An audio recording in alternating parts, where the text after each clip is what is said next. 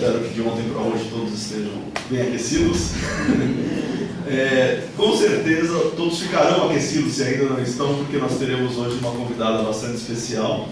Eu tenho a satisfação de fazer a apresentação da Elaine De Luca. A Elaine é psicóloga, psicoterapeuta, é também palestrante no meio espírita. Ela foi uma das pioneiras a trabalhar com a técnica da terapia de vidas passadas no Brasil. Nós podemos dizer que ela foi uma das que introduziu a técnica de terapia de vidas passadas em terras brasileiras. Ela foi bastante auxiliada nesse caminho, né? Ela trabalhou em parceria com o Morris Netherton, dos Estados Unidos. Inclusive ele veio do Brasil. Ele veio várias vezes e a gente fez curso com ele. Isso, eu acho que quem estava ontem aqui na palestra do Júlio, na foto que o Júlio mostrou do primeiro grupo, a Elaine estava no meio. Eu não sei, obviamente vocês não vão lembrar quem não conhecia a Elaine, mas recordem daquela foto, recordou? No meio da foto, no meio. Aquela foto branca e preta bem nítida. Isso. Tinha uma criancinha, era a Elaine. Ela foi uma das pioneiras. E através desse processo, que foi na década de 70? Foi em 81. 81, ela era um bebê, né? 81, a Elaine, ela já atendeu mais de 2.000 pacientes. Ela tem mais de 26.000 horas de terapia, da aplicação da técnica de terapia de vidas passadas. Eu quero registrar também aqui a presença do marido da Elaine, porque sem Gabriel sempre. O Gabriel ele está presente nas palestras, obviamente, da Elaine, da esposa, não porque a Elaine o obriga a fazer isso, mas é porque o Gabriel também é um parceiro, há bastante tempo já também, acompanha todo o trabalho da Elaine.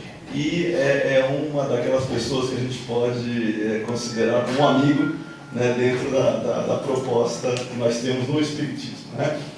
Muito bem, então sem mais delongas, a Elaine, agora eu vou convidá-la oficialmente a comparecer até aqui para nos brindar com a sua palestra. Muito bem.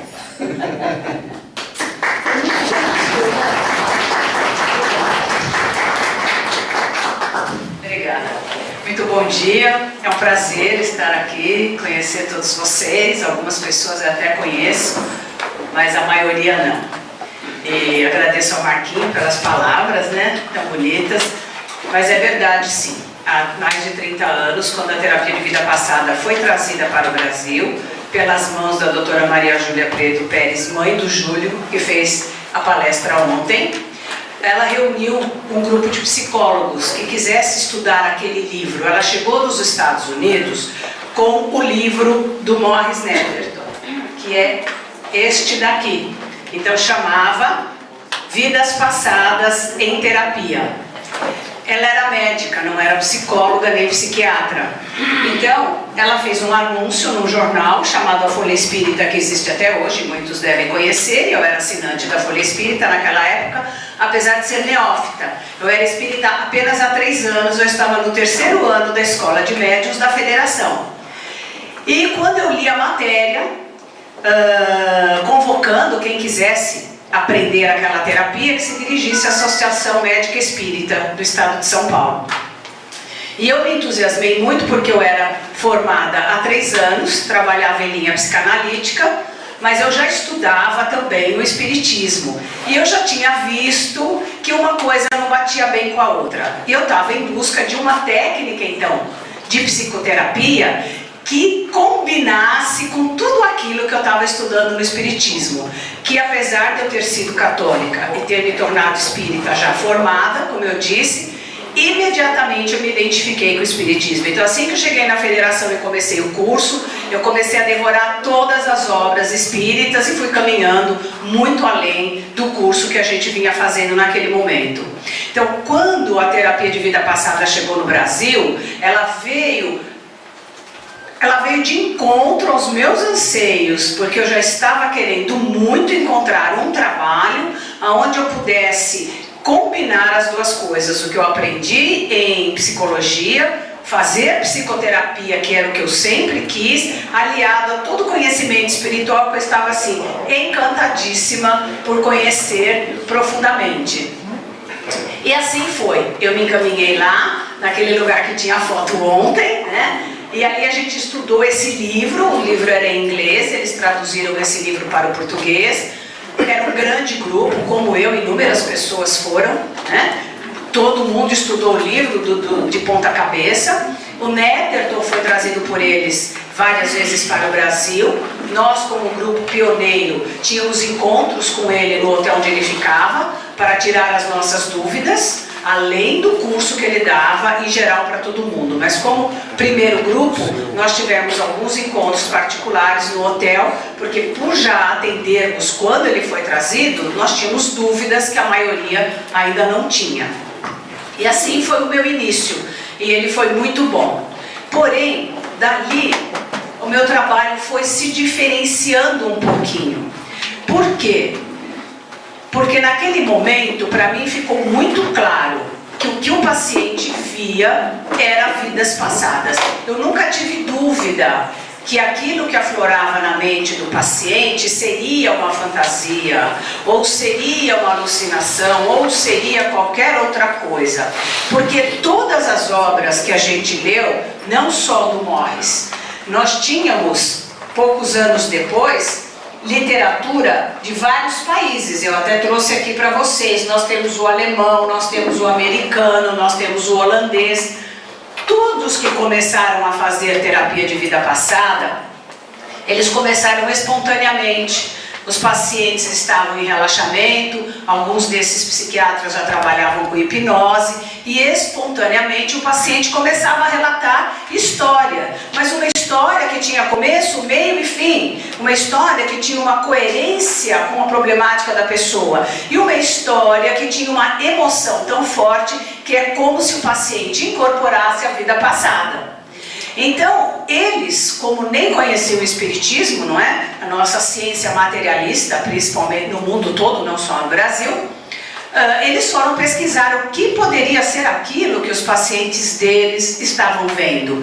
E todos chegaram à conclusão que só podia ser vida passada. Então vocês, ao lerem qualquer livro de qualquer autor que não seja brasileiro, que nunca viu o espiritismo na frente, eles estudando filosofia oriental, porque a filosofia oriental ela é divulgada no mundo todo, existem livros em inglês em todos os países. Então era a referência que eles tinham, e em cima disso chegaram na reencarnação, nas vidas passadas. Eu peguei o bonde aí, eu peguei o Netterton, que deixava claro que eram vidas passadas. Eu estava estudando reencarnação, obsessão espiritual, espiritismo. Estava fechado, eu não tinha dúvida se existem as vidas passadas, se estudamos isso no kardecismo. Se ele chegou a essa conclusão, o que o paciente vê é vida passada. E a partir daí, eu fui encaminhando o meu trabalho sempre como vidas passadas. Então, em nenhum momento eu me contentei em deixar o paciente ver alguns flashes de alguma coisa e analisar aquilo como uma vida passada. E nunca disse para o cliente, tanto faz se você acha que é fantasia ou não, que isso vai resolver. Eu particularmente não acho que ver alguns flashes de uma fantasia resolva. Resolva do jeito que eu entendo. Veja, porque toda psicoterapia trabalha assim. Quem faz terapia junguiana tem as suas fantasias, tem o seu simbolismo. Quem faz outras técnicas trabalha com coisas diversas. Não estou falando nada contrário às outras técnicas. Só que cada uma tem o seu enfoque. Então o meu enfoque é vidas passadas. Mas e se o paciente não acredita? Todos eles me diziam isso. Eu dizia, não faça. Porque ninguém é obrigado a fazer alguma coisa que não acredita. Porque como é que você vai fazer uma coisa que você não acredita? Não é coerente. não é? A gente faz em quem acredita. Por quê? Porque como é que eu vou analisar as suas vidas passadas se você acha que aquilo não é a sua vida passada? Não fica uma incoerência? Se você foi um assassino e aí você diz, não, isso não fui eu, ou isso não é meu, eu vou analisar o quê? Nada. Então perde totalmente a lógica e totalmente a coerência. Então eu nunca tive dúvida e talvez tive muita sorte, né?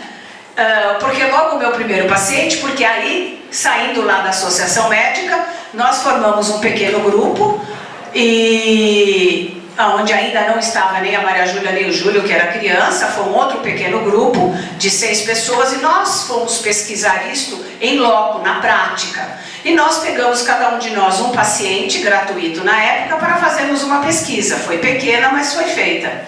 E aí, cada um de nós levava o caso toda semana, e ficamos 2 anos nos reunindo semanalmente para discutir aquele caso, que ninguém entendia nada direito, a gente só tinha o livro do Morris na mão, e mais nada, né?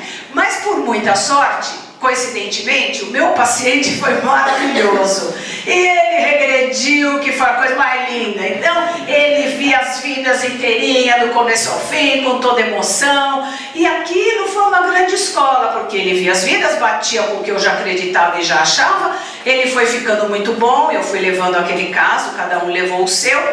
Depois de 2 anos, esse grupo perdeu o sentido, porque a gente já tinha esmiuçado tudo que era possível, e eu passei então a trabalhar só com terapia de vida passada. Nunca mais eu peguei nenhum paciente que quisesse um outro tipo de trabalho, que me procurasse só como psicóloga para fazer qualquer outra coisa. Por quê? Porque dentro de mim aquilo estava claro. A terapia era completa, a terapia era mais rápida, ela chegava no núcleo da problemática, ela ajudava demais o paciente, ela vinha de encontro com as minhas crenças e meus valores naquele momento, com tudo aquilo que eu tinha absorvido que era uma realidade para mim. Não havia sentido eu trabalhar com uma coisa contrária, né? Porque cada linha tem as suas minúcias e muitas vezes tem coisas que são semelhantes e outras que se contradizem, não é? E assim foi. Como é que funciona? Mais perto ou mais longe? O barulho, né? É ele? Eu pensei que fosse o som. Não, é ele. Ah, tá bom. Desculpem, é que eu estava achando que era o som aqui, que não estava muito bom. Então, como é que funciona a terapia de vida passada? Em cima dos problemas que o paciente enfrenta hoje, nós vamos desenvolver a terapia. Então, quando o paciente me procura, numa primeira sessão, a gente faz uma grande entrevista, que a gente em psicologia chama de anamnese. Nesta entrevista, eu fico conhecendo profundamente a vida do paciente. Então, é claro, você como entrevistador tem que ser um bom entrevistador, porque a gente deve saber fazer as perguntas certas para conhecer bem o paciente. Porque se você não sabe a problemática dele, você não vai ser um bom investigador. Porque fazer terapia de vida passada é uma grande investigação. Então, depois de uma entrevista muito bem feita, sabendo da vida da pessoa desde o momento que ela foi gerada até o momento atual da vida dela, né, a história de vida, os sofrimentos, as dificuldades, os problemas, as doenças e o porquê hoje ela está buscando a terapia, em cima disso que eu anoto cada palavra, vai ser a minha bússola, vai ser o meu guia para investigar as vidas passadas. Então eu tenho isso em mãos e a partir de uma segunda sessão eu sempre já começo o trabalho de regressão. Então eu deito o paciente num divã, eu faço um pequeno relaxamento, onde o paciente não vai ficar inconsciente. O objetivo é estar consciente, porque é uma psicoterapia, ele tem que estar se lembrando de tudo que virá, que vem na mente dele. Depois de um pequeno relaxamento, eu faço uma indução de acordo com a queixa que a pessoa já me deixou em mãos. Digamos que essa pessoa sempre tem uma crise de depressão, sem muitas vezes um motivo aparente. Ela está bem, de repente entra naquela tristeza profunda, naquele desânimo muito grande, não tem vontade de nada, não quer sair da cama, não quer falar com ninguém, tem vontade de se trancar no quarto. E assim passa dias, até que consegue, às vezes devagarinho, ir retomando a sua vida. Então, se eu elegi esta parte da queixa, porque veja bem, um paciente vem, minha gente, com inúmeros problemas, nunca é um só. Então nós trabalhamos na terapia um de cada vez. Claro que quando a vida aflora, ela traz no seu bojo muitas vezes coisas relacionadas a todas as outras queixas, mas nós vamos investigando uma de cada vez, várias vezes, para descobrirmos todas as vidas ligadas à mesma problemática. Isso por quê? Porque todos nós aqui sabemos que existe uma lei de causa e efeito. Então, se existe uma lei de causa e efeito, e ela é lógica, porque eu acho ela muito lógica, nós temos que investigá-la. Então, nós temos que ter esse guia na hora da terapia, porque é comum muitas vezes o paciente ver vidas só de vítima. O que é vida de vítima? Ah, ele nasceu escravo, sofreu, apanhou, morreu. Aí na outra também foi um coitado, nasceu doente, não andava, a família era ruim, pereré, pereré, pereré, e assim vai. Se você não tiver uma direção e uma noção de reencarnação, como muita gente faz, porque muita gente faz TVP assim, acha assim, o que aflorou tá bom, aflorou, reviveu, viveu a emoção, fez a catarse, se liberou do karma, resolveu o problema. Eu não vejo terapia de vida passada assim. Eu vejo terapia de vida passada como um caminho de autoconhecimento e evolução. Então, se você acabou de ver uma vida onde você foi um escravo e sofreu, imediatamente eu vou dizer para você, volte numa vida anterior a essa, não imediatamente anterior, apenas anterior a essa, onde você gerou esse karma. Por que você precisou dessa experiência? Seja você mesmo que tenha escolhido ou não, você viveu essa experiência. Se viveu, passou por ela, tinha uma razão. Qual foi a razão? Volta para trás e veja. E aí vem a vida que justifica aquela que ele acabou de ver. Então, às vezes foi um rei que não foi bom, que abusou dos seus escravos, não é? Ou foi uma mulher muito rica que não se contentava com nada e os empregados tinham que lavar, passar, enfim, de uma forma explorativa também. Sempre tem. Então, o que eu fui observando? Que sempre tinha a lei de causa e efeito. Não tem essa de que a pessoa vê uma vida aqui que sofreu, vê a outra também que sofreu e acabou, entendeu? A terapia ficou boa, era esse o trauma, coitado, né? Sofreu, morreu, o que aconteceu? Não é assim. Nunca é assim. Então, sempre que a gente teve vidas de resgate, tiveram as vidas que originaram esse resgate. E é essa que é a grande diferença da forma como eu trabalho de todas as outras. Se vocês lerem todos os livros dos estrangeiros, todos eles fazem assim, eles não têm esse conhecimento que nós temos da teoria da reencarnação. Esse detalhamento de lei de causa e efeito, o kardecismo é que nos dá.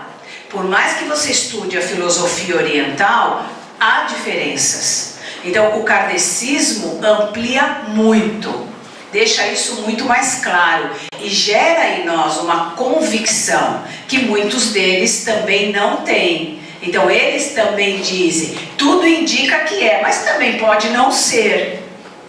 Quando a gente conhece profundamente e tem convicção, a gente já não aceita esse tipo de resposta.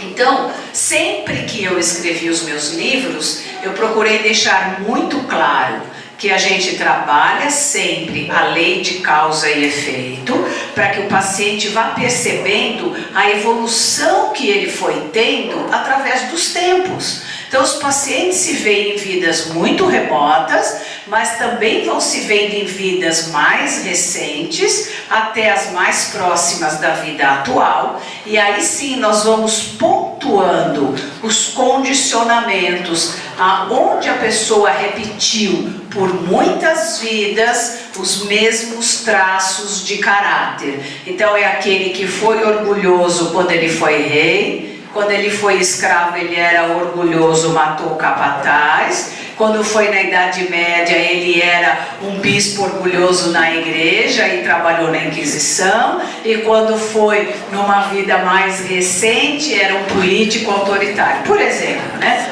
Então a gente vê que ele trouxe um padrão, ele mudou de vida, ele mudou o contexto, mas ele não mudou como ser humano. Ele não galgou nenhuma evolução. E hoje muitas vezes está buscando a terapia por isso, porque tem um autoritarismo que ninguém aguenta, então nenhum casamento dá certo, ninguém na família dele gosta dele, e ele não entende por quê. Então, todo o meu trabalho de terapia de vida passada é essa profunda investigação. Vamos voltando, aonde está? Então eu trabalhei X vidas com relação a um sintoma, seja ele emocional ou físico. Mas enquanto ele persistir, eu vou continuar investigando, coisa que muitos não fazem. Se você pegar o livro, tem alguns exemplos que eles dizem assim, isso aqui não ficou bem compreendido. Mas não ficou bem compreendido porque não foi bem investigado. Porque se você tivesse ido mais longe, você pegaria o fio da meada. Então, isto é extremamente necessário para que a gente tenha um autoconhecimento mais realista, mais verdadeiro de nós mesmos. E em que estágio nos encontramos hoje, nesta nova encarnação. Então, a terapia vai dando a consciência do que você já conquistou através dos tempos e do que está faltando você conquistar em termos de caráter e personalidade, ou seja, evolução espiritual. Então é um trabalho sempre consciente, porque não sou eu que vejo nada. Eu não tenho mediunidade nem de evidência, nem de audiência, nem de incorporação, nada. A minha mediunidade foi se desenvolvendo com o trabalho, principalmente nas sensações. Então eu sinto principalmente as influências espirituais. Porque é algo muito importante que ocorre na terapia, e isso nenhum estrangeiro trabalha e coloca, a não ser depois, já mais recentemente. Alguns americanos falam disso, mas são poucos. A doutora Edith Fiore é uma delas, que fez esse livro aqui, Possessão Espiritual. Mas nesta época, quando ela lançou esse livro, eu já trabalhava com os espíritos no consultório há muito tempo. Como é que aconteceu?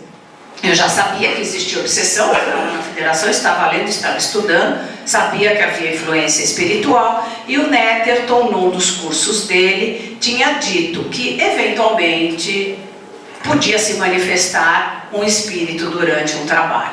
E que se isso ocorresse, que a gente fizesse de tudo para mandar embora o mais rápido possível, com uma conversa rápida, né? Mas como eu já frequentava a sessão de desobsessão e sabia bem como é que conversava, foi a minha escola, né? Frequentava uma mesa e na mesa eu via como o doutrinador fazia. Um belo dia, eu estava fazendo TVP há uns 3 anos, era recente, né? Uma cliente incorporou. Ela estava vendo uma vida e aí ela incorporou o obsessor que tinha a ver com aquela vida. E ele estava então me explicando, tá vendo o que ela fez para mim? Hoje é assim, por causa disso, por causa daquilo, muito bem. Quando eu já sabia, não me assustei, porque aí eu fiz o que eu já conhecia, fui conversando, ele foi embora e assim foi. Aí eu terminei esse caso, porém naquele dia eu aprendi e entendi, não dá para fazer terapia de vida passada sem trabalharmos também com os obsessores, porque eles estão ali vivos, presentes, assistindo, ouvindo e participando do trabalho. E a partir dali, porque é lógico, eu não vou dizer para vocês que até aquele dia eu não tinha um certo medo. Quando ele falou que eventualmente podia aparecer, a gente vive rezando para não aparecer nunca, né? É eventual. Ai meu Deus, não vai me acontecer, né? Eu também não queria, né? Falei, pelo amor de Deus, já pensou? Era tão eventual, eu orava, tinha muita fé, falava, eventual não vai aparecer nunca, né? Vou ter cobertura. Mas Depois que foi aquela bomba, né? E dali eu aprendi que já que era para ser, era para ser.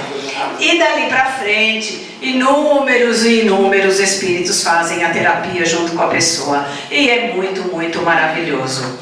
Num primeiro momento, eu esperava que se manifestassem espontaneamente e acontecia. Uns através da incorporação, outros não, a maioria não, mas o paciente ainda está sentindo uma emoção, uma pressão, ele ainda está na mente com a fisionomia de uma daquelas pessoas relacionadas à vida que nós acabamos de ver, e assim eu passei a fazer também a doutrinação.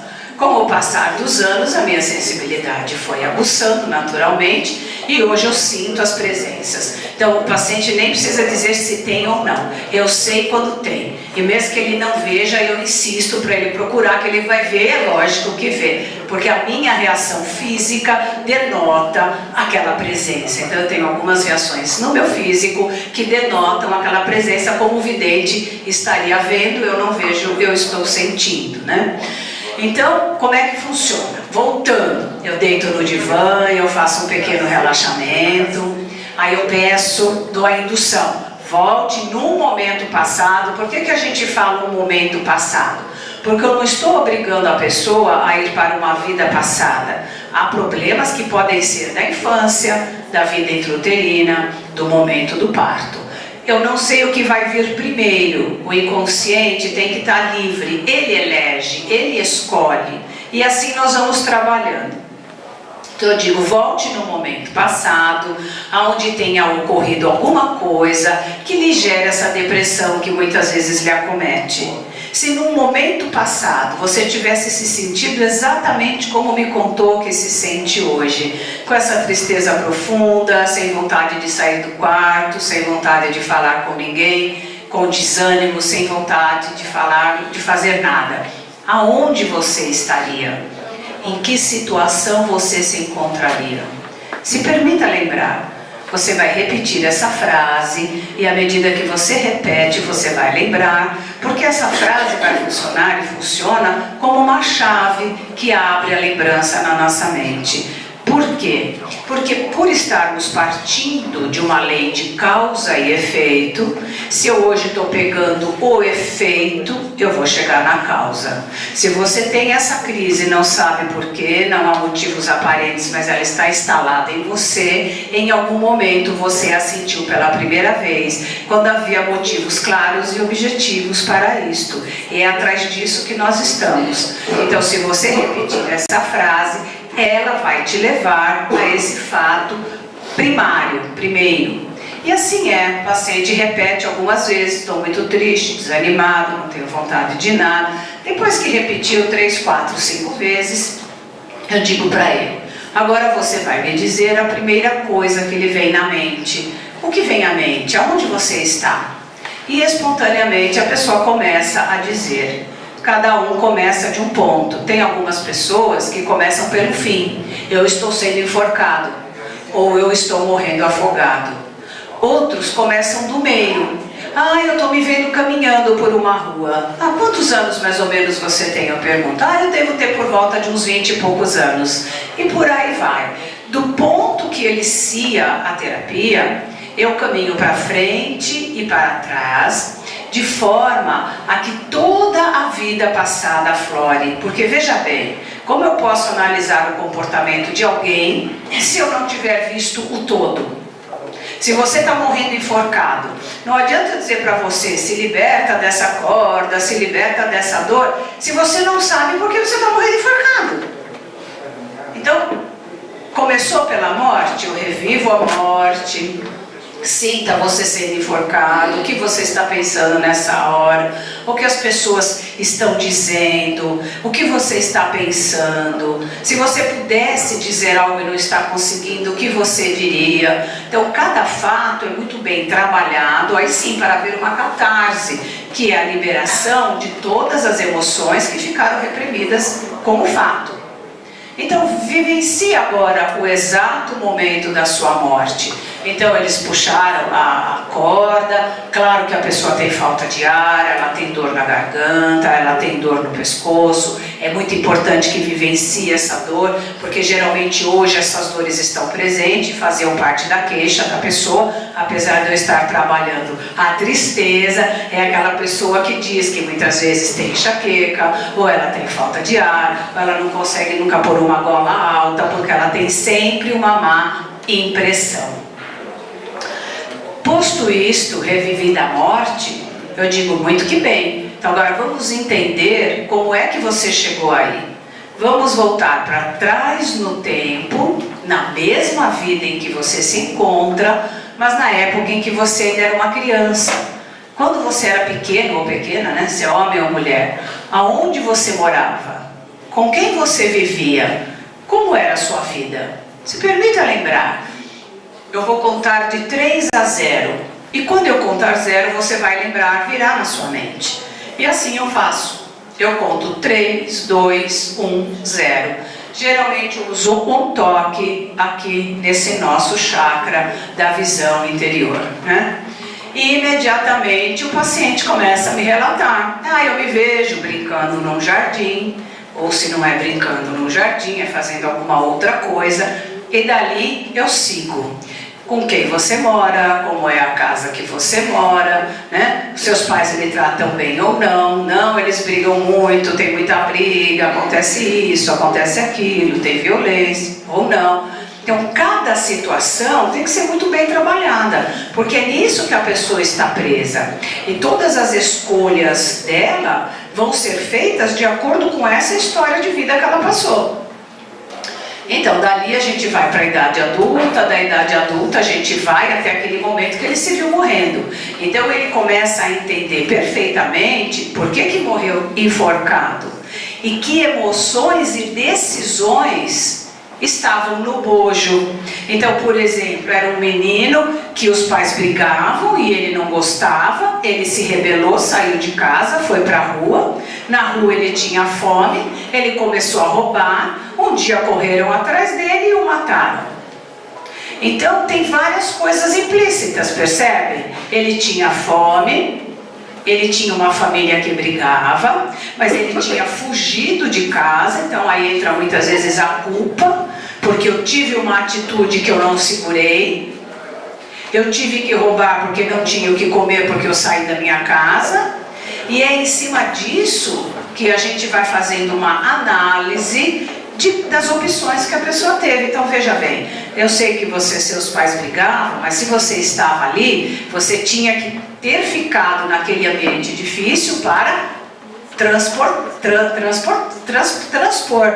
Dali você ia se preparando para um dia sair de casa, quando você tivesse uma idade que pelo menos pudesse fazer alguma coisa e trabalhar para não precisar roubar. E se não tivesse roubado, não tinha sido morto. Então veja bem, havia um caminho. Você fez uma escolha, podia ter feito outra. A escolha foi errada, você traz a culpa. É preciso se perdoar, é preciso se libertar da culpa. E com isso daquela morte traumática. Porém, se ele estava ali, naquele ambiente violento, onde os pais brigavam, onde havia uma série de dificuldades, o que nós estamos vendo é o efeito de alguma coisa. Ali tem um aprendizado. Então volte numa vida anterior a essa agora e veja por que você reencarnou nesse lar. Por que você tinha que estar ali, naquela casa, com aquele pai, aquela mãe que discutiam e te maltratavam, etc, etc, etc. Repita isto. Por que eu precisei dessa experiência? Por que eu a escolhi? E aí vem a outra vida, onde ele iniciou o karma, onde muitas vezes ele tinha pai e mãe muito bons, e ele não queria estudar, e ele não queria trabalhar, e quando ele ficou jovem ele passou a beber, ele passou a brigar na rua, e morreu no meio de uma briga. Então veja, reencarnar naquele lar, com aqueles pais, era a prova dele, que ele tinha que aprender a superar e suportar e se preparar para fazer tudo que ele não tinha feito na vida anterior, que era trabalhar, estudar, se virar, conquistar o seu espaço. Então, na verdade, ele apenas repetiu o mesmo padrão. E assim nós vamos seguindo, sempre em cima de uma mesma queixa, eu vou levantando todas as vidas e sempre investigando. Pode ser que nós já vimos 5 vidas com tristeza. Se o paciente chegar e falar, olha Elaine, diminuiu muito, antes eu tinha uma crise por semana, agora eu tenho uma por mês, mas eu ainda tive. Nós vamos continuar investigando, porque é sinal que alguma coisa ainda não foi vista. Então nós temos que trazer à tona tudo que está interligado, senão o paciente não vai ficar bom, e aquilo pode voltar ali na frente. Porque as vidas, veja, estão encadeadas por emoções. Quando você começa a puxar, não pode parar no meio. Eu sei que tem pessoas que fazem assim, eu não faço regressão toda a sessão, terapeutas. A gente fica várias sessões conversando e trabalhando com a pessoa em cima da vida que ela viu, senão ela não elabora. Na minha prática não funciona assim, muito pelo contrário. Se eu trabalhei uma vida com tristeza e tem mais 3, a pessoa vai chegar na outra sessão com aquela tristeza pegando, e eu vou ter que ver a outra vida, e a outra vida, e a outra vida, para talvez, aí sim, um dia poder fazer o repasse por todas elas numa terapia verbal. Agora, eu faço a terapia verbal a cada sessão, porque a sessão é sempre de 2 horas, e não dá para fazer por menos. Muitas vezes a gente ultrapassa e acaba fazendo mais, porque a gente tem que trabalhar adequadamente, não se pode parar no meio, e se atrasa é um ônus do terapeuta. Então eu passei 30 anos atrasando, muitas vezes as 2 horas se tornavam 2h15, 2h30, e aí vai, e paciência. Hoje não, hoje depois de 30 anos eu consigo botar dentro das 2 horas tudo, a conversa de antes, a conversa de depois, a conversa com os espíritos, tudo. Mas a gente vai aprendendo, né? Vai pegando a prática. Então a gente tem que ter paciência, boa vontade, não pode ter preguiça para fazer terapia de vida passada. O terapeuta que tiver preguiça, que quiser fazer rápido, que quiser fazer com muita gente, não dá certo. Então tem que ter essa visão. O tratamento costuma levar mais ou menos 3 meses, com uma sessão semanal de 2 horas seguidas. É uma média. Muita gente fala, é um pacote, é 12 sessões? Não, não tem pacote, é o seu tempo. A média hoje, nesses 30 anos, a média demora 3 meses. Tem aqueles que demoram um pouquinho menos, tem aqueles que demoram um pouco mais. Por quê? Porque nós temos pessoas que repetiram os mesmos erros inúmeras vidas. Então nós temos que rever todas elas, porque é um padrão que continua se repetindo até hoje. Semanais. Isso, sessões semanais. Então quem vê mais vida, o tratamento dele demora um pouco mais. Às vezes não é 3 meses, é 3 meses e meio, às vezes é 4. Aquele que precisa rever menos vidas, tem menos condicionamento, errou, mas depois já foi se redirecionando, já foi se consertando, passou a errar menos, ele vai ver menos vidas, o tratamento vai demorar um pouco menos. Mas é uma média, nunca é um tratamento longo, nunca vai demorar 1 ano e nem 6 meses, não demora. Pelo menos hoje na minha prática, há muitos anos, não leva tudo isso. A não ser um caso ou outro, que são as exceções, não são a regra. No meu 3º livro, que eu acabei de publicar, eu até conto de um caso, mas gente, foi 1 em 30 anos, então a gente não pode tomar por regra a exceção, né? Então essa moça acabou vendo 96 vidas passadas. Então era um caso extremamente complicado, que me deu um trabalho imenso, mas que foi uma experiência maravilhosa, e eu até faço um relato sucinto no livro, porque jamais teríamos condições de ver aquilo. Mas cada vida daria um romance maravilhoso. Cada vida era um drama, porque essa moça sempre errava nas mesmas coisas, entendeu? Sempre errava e gerava aquela tragédia. Se ela era traída, ela se vingava e se matava. Se alguém a traía, ela se vingava matando a pessoa. E aí a gente ia, mudava-se o contexto, mas era sempre a mesma coisa. E hoje era uma pessoa que por muitas vezes quis se suicidar inúmeras vezes, não é? Não o fez por pouco, mas fez num grande número de vidas. Isso que foi importante de poder perceber, né? Então, junto com isto, muitas vezes tem ali então uma influência, ou 2, ou 3, ou um grupo, não importa. não é? Então o paciente acabou de ver a vida, aquela onde pegaram ele, lá o rapazinho, ele estava roubando, pegaram ele, enforcaram. Tá. Se tem alguém perto e eu sinto, eu falo para ele, olha, tem alguém perto ligado nessa vida. Quem é? O paciente vê. É o rapaz que me enforcou. Então vamos conversar com ele. Pergunta, o que ele faz até hoje perto de você? Ele está dizendo que eu sou culpado, que eu não devia de ter roubado, que ele só correu atrás de mim porque ele tinha lá a banca de fruta e já era a terceira vez que eu roubava a fruta dele e eu não podia fazer isto. Então eu digo para ele, falar para esse espírito, né? Olha, você acabou de ver agora que realmente você me matou. Isto realmente aconteceu. Eu realmente estava errado. Eu não deveria ter roubado a sua fruta. Mas você também acabou de ver que eu era aquele menino que morava lá, com meu pai e com minha mãe que brigavam muito, eu não suportei, fui para a rua, eu não tinha trabalho, eu tinha fome, e eu me vi obrigado a roubar aquela fruta. Você pode entender isso hoje? O espírito começa a perceber. Ah, mas você fez. Olha, veja bem, naquela vida eu fiz e você já me matou. Você já se vingou de mim, já cumpriu aquilo que você queria. Só que hoje é outro momento. Depois que eu morri, eu descobri que eu podia nascer de novo. Eu ganhei um corpo novo, voltei aqui para a Terra e hoje eu sou essa pessoa deitada aqui nesse divã. Olhe bem para mim. Eu não sou aquele menino que você está acusando. O espírito, é verdade. Como que é isso? Muitos não entendem nada. Mas como é que é isso? Aí eu explico como é que é. Outros entendem melhor.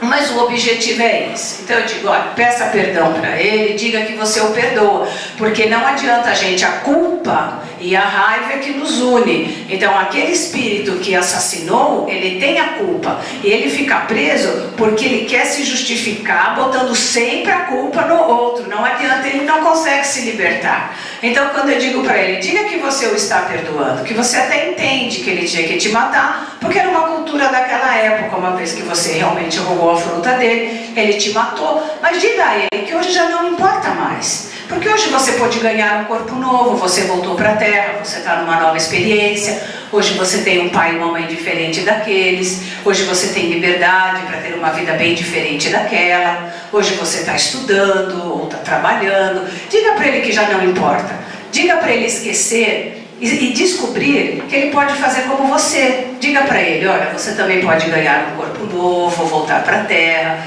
ter as suas próprias experiências. Também eu pergunto. Pergunta se ele está entendendo. Ele fala, ele diz que está entendendo. Ele está entendendo. Fala, então tá ótimo. Então se você entendeu, eu quero que você vá em paz, porque ele vai seguir a vida dele aqui e você vai seguir a sua. Então eu digo, eu vou pedir então aos mestres de luz que venham nesse momento em seu auxílio, que envolvam você com todo carinho e o levem para que você recomece também a sua vida, como fez aqui o paciente. E assim é, eles veem os espíritos de luz, porque é claro que eu nunca achei que eu trabalhava sozinho, eu desde o início não sabia, mas sentia, eu orava, eu tinha fé e eu sabia que eu ia ter ajuda e proteção, porque todo mundo tem, eu tinha aprendido isso estudando espiritismo, né? Então eu nunca duvidei. E eles vêm e levam aquele espírito. E assim é. Claro que eu dei um pequeno exemplo. Tem espíritos que são mais difíceis, não é? Que são mais renitentes. Às vezes tem espírito que é líder de uma falange. A gente tem que estar preparado para tudo. Mas o mais importante para dar certo é o terapeuta nunca ter medo. Eu nunca tive medo, mesmo de quando comecei não sabia naturalmente o que sei hoje. Mas eu posso garantir que o terapeuta que não tiver medo e tiver convicção, sempre terá proteção e vai dar certo. Pelo menos deu certo para mim. O trabalho foi maravilhoso, hoje eu já tenho 3 livros publicados.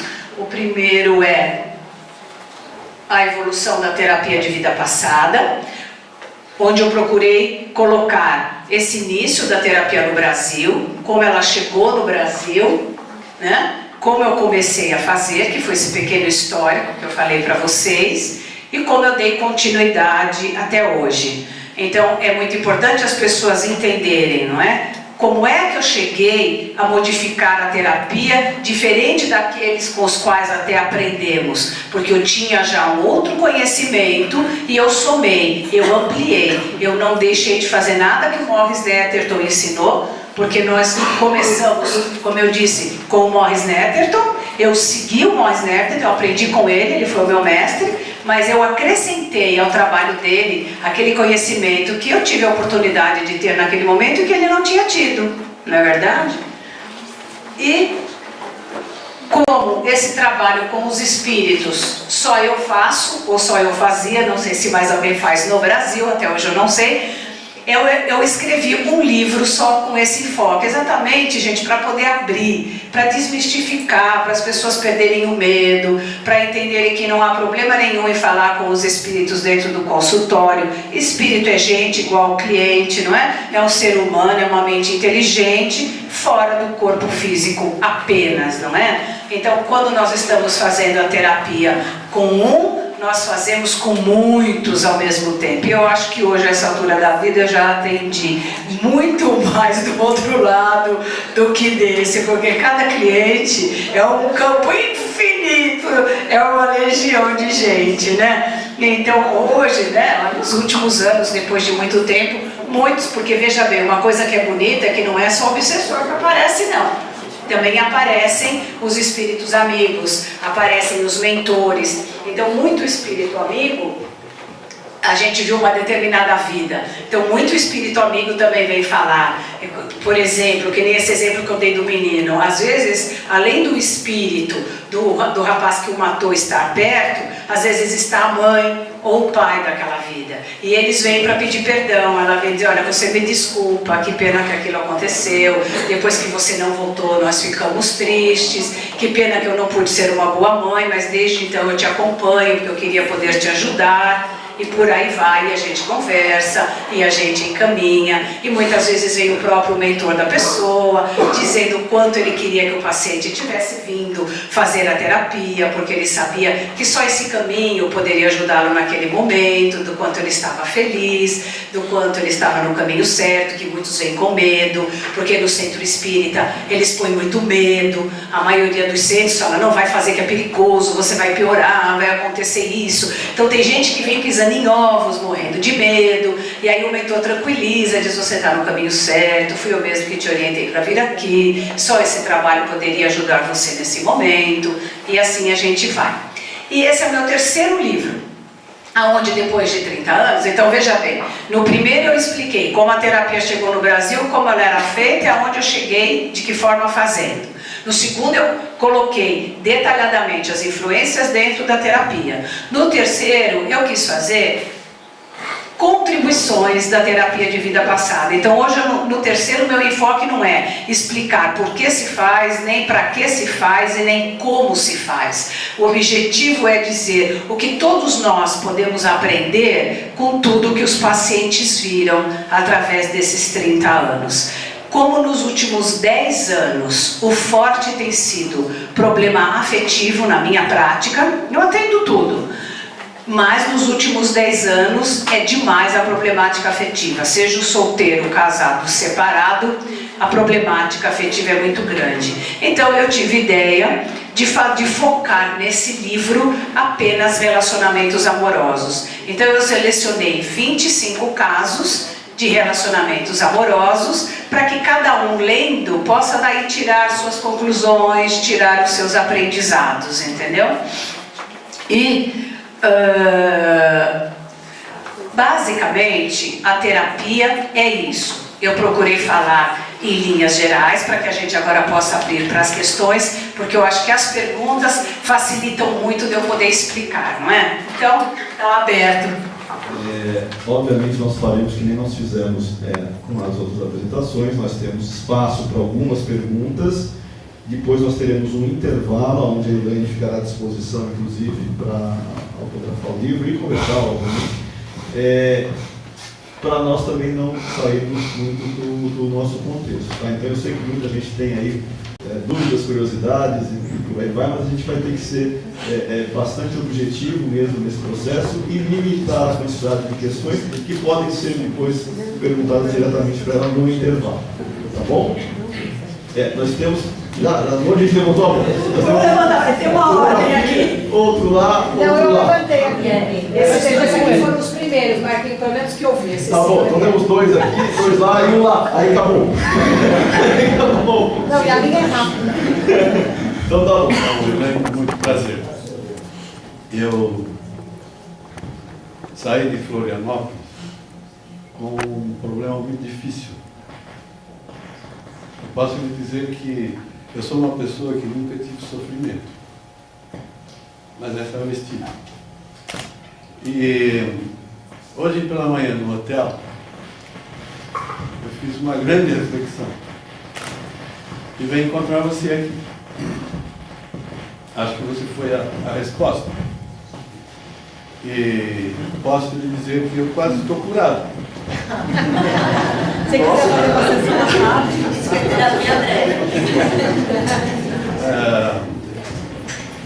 Por outro lado, acho que em Florianópolis, Vamos só trocar o microfone, que isso aí está dando problema, mas eu só vou pedir uma gentileza. Tem meu objetivo. Eu falo alto, nem precisa.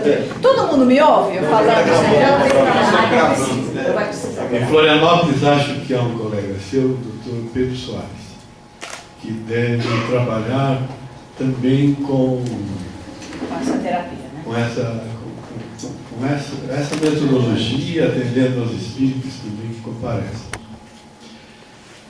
Eu li o livro do Dr. Netterton já há algum tempo, e parece-me que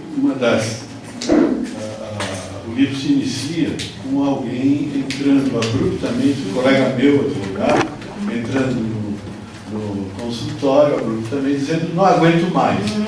É uma coisa assim. É isso mesmo. E daí então dá-se um insight, etc. Eu gostaria que você insistisse um pouco para nos esclarecer melhor como é que se dá esse fenômeno. Porque há pouco se deu uma explicação razoável, significativa, mas foi assim, uma coisa muito objetiva, né? Volte e tal. Então, como é que isso começa realmente na sua experiência? Não é assim. Na primeira entrevista, conforme eu disse, eu vou conversando, cada sessão é de 2 horas. Então, durante 2 horas, eu estou conversando com o paciente. Então, o senhor está lá na minha frente e eu estou perguntando, né, como foi sua vida, não é? Quando você nasceu, seus pais quiseram ter um filho, não queriam, como estava o ambiente na sua casa, e você está relatando para mim. Como foi sua adolescência, seu primeiro namoro, teve namoro, não teve namoro, como foi a primeira relação sexual, como foi isso. E à medida que a pessoa vai contando, naturalmente eu estou muito atenta, observando objetivamente o que ela está dizendo e estou escrevendo, mas também pegando qualquer força de expressão cuja pessoa repete. Então tem uns que, por exemplo, falam assim: aconteceu isso, eu sofri muito. Aí depois ela fala de novo: aconteceu isso, e eu sofri muito. Então tá aí uma frase que nós vamos usar. Volte no momento passado onde você já sofreu muito. Se você tivesse tido um grande sofrimento, aonde você estaria? E ela vai entrar numa vida de grande sofrimento, por exemplo, entendeu? Então essas frases que nós vamos usar na repetição, tanto são coisas objetivas. Você me disse: olha, eu sofro de dor de cabeça. Em que momentos você tem a dor? Sempre que eu fico tenso. Então eu vou fazer, a pessoa deita, eu vou dizer: repita isso, eu estou muito tenso, com dor de cabeça. Aonde ela te leva? Então tem coisas que foram claras, o paciente falou para mim com todas as letras. Porém outras você vai pegando no diálogo, como esse exemplo que eu acabei de dar, para não nos incompridarmos muito por causa do horário, né?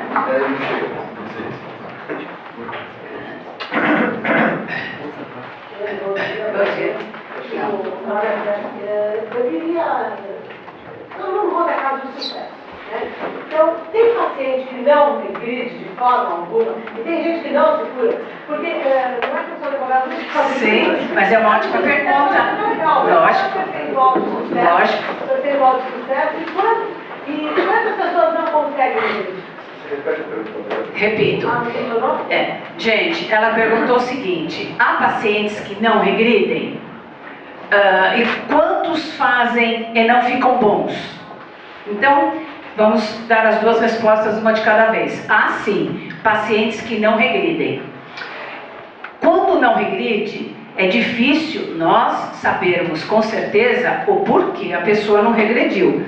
Pode ser inúmeros fatores, não é? Às vezes a pessoa tem um medo inconsciente muito grande, apesar dela querer fazer, tem um medo que bloqueia, às vezes não está no momento daquela pessoa, outros às vezes não entendem a terapia, tem gente que não entende bem de reencarnação, por mais que eu explique, veja, eu não pego cliente que me diz eu não acredito, eu só pego gente que acredita, que entende, mas tem aquele que o vizinho dele ficou bom, e para ele acreditar ou não dá no mesmo, né? Então ele fala, eu acredito em tudo, sou uma pessoa de mente aberta. Só que é uma linguagem que ele não acessa, então ele não consegue regredir. Então tem inúmeros fatores pelos quais as pessoas podem não regredir. Porém, é a minoria na minha prática. Eu vou te explicar por quê. Não é regra, hein? Veja bem, há inúmeros fatores pelos quais as pessoas podem não regredir, mas uma das razões, às vezes, é a influência espiritual. E se você não trabalhar a influência espiritual, você não vai conseguir a regressão. E se o paciente não estiver maduro para resolver a pendência com aquele obsessor, ele não vai ver mesmo e acabou, porque vence sempre o mais forte. Aquele que naquele momento tem mais presença, mais força, de alguma maneira um se atrela ao outro por alguma razão maior. Então eu não forço, porque eu sei que cada um vai ver aquilo que tem que ver na hora que está preparado, não é? Também no momento em que ele está preparado para perdoar, porque veja, toda a base do trabalho é o perdão. O perdão para consigo próprio, à medida que vai descobrindo as suas culpas. E o perdão para com aqueles que não lhe foram bons ou não, que lhe fizeram sofrer de alguma maneira. Então, é uma das razões pelas quais as pessoas podem não regredir, mas como eu disse, podem ser inúmeras. Como a pessoa não regride, nós terapeutas também não temos como saber. Porém, eu não forço, eu tento no máximo 2 vezes. Na primeira sessão eu faço entrevista, na segunda eu sempre ponho o paciente em regressão e não há perigo nenhum. Tem gente que fica 2 anos fazendo terapia verbal para daí fazer uma regressão porque é perigoso, a pessoa vai se desestruturar. Isso não acontece. Na minha prática nunca aconteceu. Na segunda sessão eu faço o trabalho de regressão. Se não ocorreu, está evidente, a pessoa não viu nada, não sentiu nada. Eu digo, olha, você está tendo um bloqueio, uma resistência. Se eu sinto que tem presença espiritual, eu digo, olha, eu sinto que tem alguma presença. Se a pessoa acredita, eu digo, olha, você vai orar mais, você vai fazer um tratamento de passos, você vai buscar outro caminho, porque nesse momento você não está aberto para a terapia, né? E assim a gente faz. Qual foi a outra pergunta? Percentual de cura. Percentual de cura. É assim, o objetivo maior, veja bem, não é só cura, é evolução. Então, você viu N vidas. O que você vai fazer com elas ainda é livre-arbítrio hoje. Existe uma lei de causa e efeito a cada momento. Você pode ter entendido tudo, ter visto tudo e não usar bem desse conhecimento que lhe foi dado. A sua vida vai caminhar menos. Aquele que absorve, compreende e faz aquilo que tem que fazer, aquilo que eu com ele chegamos à conclusão, que é o redirecionamento da vida, esse vai muito bem. Então os resultados são excelentes. Estatisticamente, a maioria vai muito bem. Cada um melhora de acordo com o seu merecimento, exatamente, com o seu momento de vida e com aquilo que faz através da terapia que recebeu. Então aí tem as suas diferenças. Mas tantos resultados são bons que há 30 anos eu faço a terapia, por causa disso. Porque um vai mandando o outro e a coisa vai indo e é por aí. Temos 2 ali, infelizmente eu vou pedir só para que sejam 2 lá e lá, para que sejam bem objetivos mesmo pelo tempo, tá? Sem microfone. Não, ela vai repetir a sua pergunta para gravar. Doutor, se teve relato de casos entre vidas, contando a história entre uma vida e outra, no plano espiritual, o preparo, se você tem esses relatos, se é importante. Sim, tem sim. Inclusive, ele perguntou, minha gente, se os pacientes também veem o espaço entre vidas. Às vezes se vendo nesse espaço, o que estão fazendo. Então isso acontece sempre. Então sempre que eu trabalho a morte, o paciente viu a vida, ele viu a morte, ele se vê fora do corpo. Aí eu pergunto, o que aconteceu depois da sua morte, entendeu? Às vezes era um marido que estava na guerra, né? Eu digo, então vamos lá, o que aconteceu com sua esposa, como ela ficou, como ficou o seu filho, como ficou os seus pais. Ele relata tudo, ele já está no espaço entre vidas e ele relata. Então isso tem em todos os casos. Inclusive tem uns que são até mais compridos, que eu selecionei. Nesse primeiro livro tem a pessoa bastante tempo no espaço entre vidas e já entrando numa outra encarnação. Não é o usual, não é o que acontece sempre, mas se vê sempre no espaço entre vidas sim. Tem aquele que muitas vezes fica dentro da casa acompanhando aquela pessoa e relata toda a vida daquela família ou daquela pessoa que ele gostava ou não gostava. Então isso sempre ocorre, é extremamente importante. Porém, não é o mais importante. O mais importante é sempre a pessoa ver a vida dela, ela analisar que opções ela teve, que escolhas ela fez, no que errou, no que acertou, que culpa está trazendo, que mágoa e que raiva está trazendo. O resto todo ajuda muito, mas o foco, mesmo quando eu converso com os espíritos, tudo isso faz parte. Mas o foco é o autoconhecimento, é sua autoconsciência. É entender que nós não somos vítimas de nada, que sempre fomos e somos responsáveis pelas nossas escolhas. Mais uma lá e a última lá. Atrás. É o Bruto está atrás. Você não percebeu? Era aqui, ó, o senhor. Quem foi que Como é que você trabalha para saber a veracidade das informações? Ele diz, como é que eu sei a veracidade das informações? Então, eu não sei, eu sinto. Então, veja bem, o paciente, quando está vendo as vidas, o mais importante no nosso contexto de vidas passadas são as emoções, são as escolhas, foram os caminhos. Nós não estamos preocupados em que ano ele está, que data ele está, que país ele está. Naturalmente, as pessoas dizem, me parece a França, por causa da roupa, né? Por causa do enfeite, por causa da rua. Me parece um país da Europa, ou me parece Roma, porque a gente sabe da história de Roma. Eu estou no Egito, porque através da história nós conhecemos.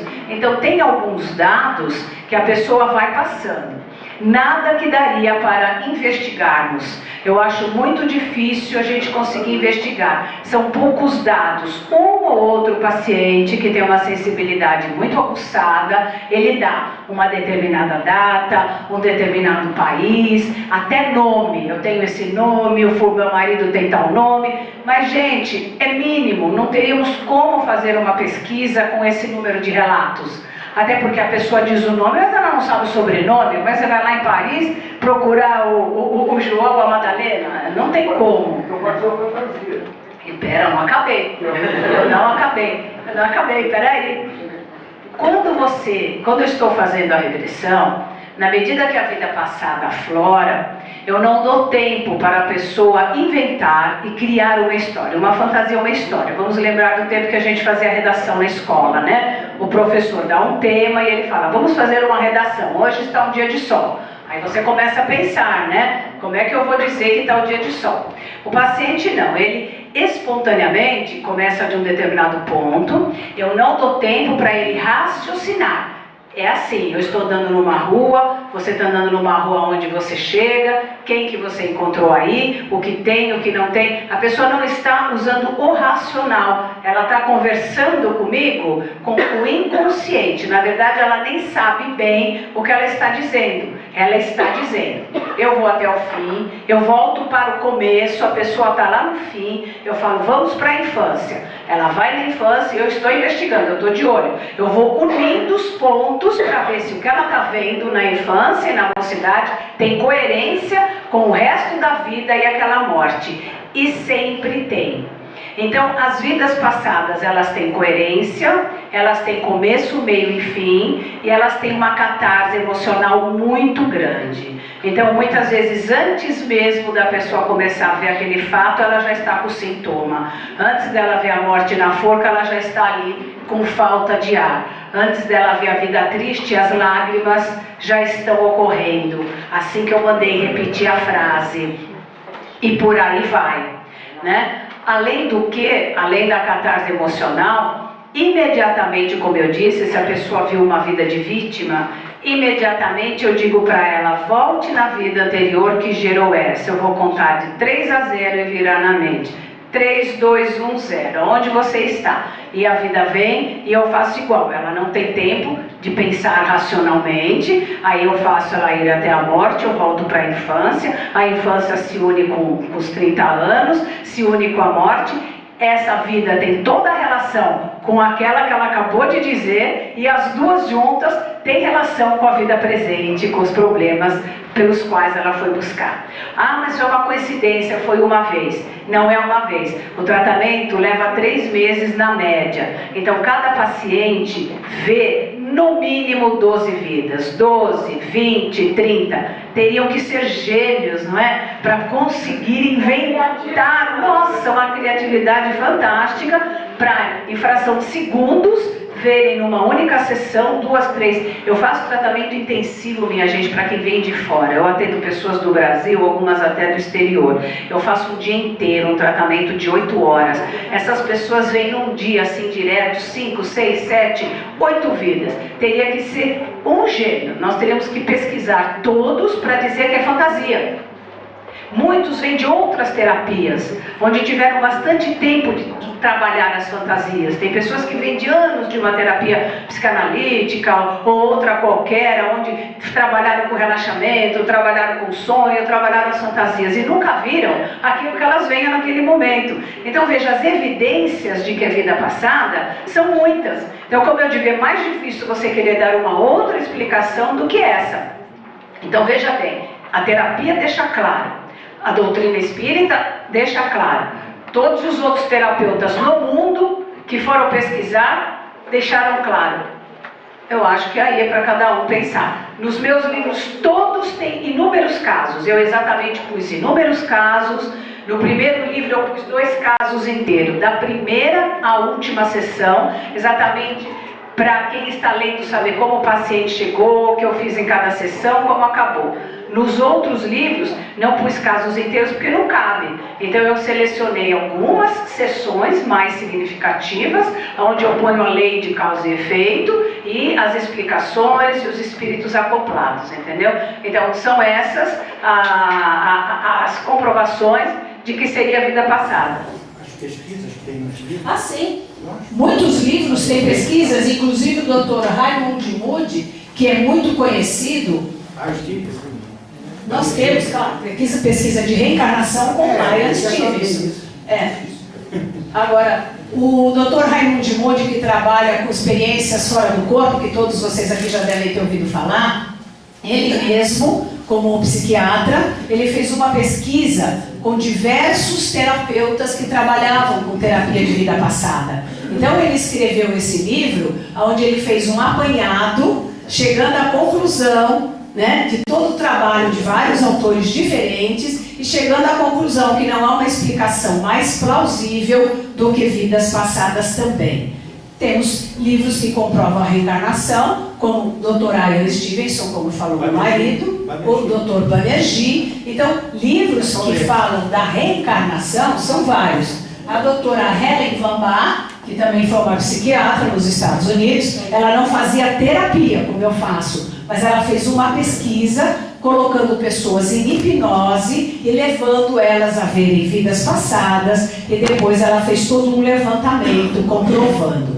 Então pesquisa, dado, gente, não falta. É só querer ler, querer estudar, querer ir atrás, que tem muita coisa já. Agora, é claro, sempre é de cunho pessoal. Ninguém é obrigado a aceitar, ninguém é obrigado a acreditar. Felizmente, a liberdade é isso, cada um eleger para si aquilo que tem afinidade.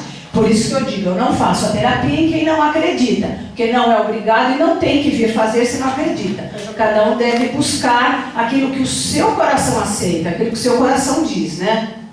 Muito bom. Pessoal, infelizmente, nós temos só uma questão ali e segundos. As duas últimas perguntas foram as perguntas que eu ia fazer. Ah, que bom! Ele tinha 3 Tá bom. Que é sobre esse período da erraticidade, se há descrição desse mundo, era só isso para completar. Tá.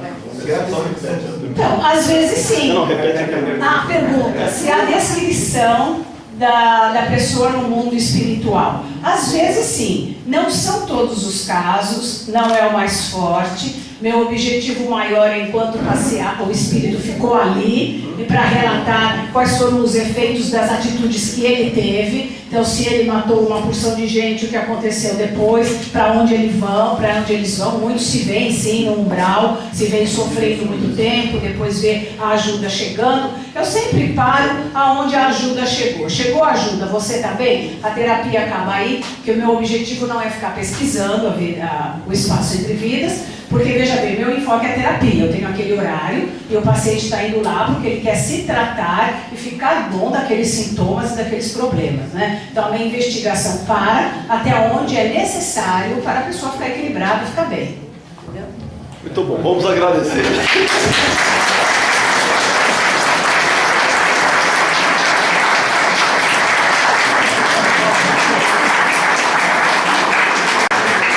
Gente, eu é que agradeço a oportunidade, não tenho palavras para agradecer, porque a terapia de vida passada realmente foi o meu ideal de vida, eu passei a minha vida me dedicando a ela, e até hoje tem muito preconceito, principalmente no meio espírita, infelizmente, e eu estou muito feliz de poder estar aqui, falando para espíritas, para essa sala cheia.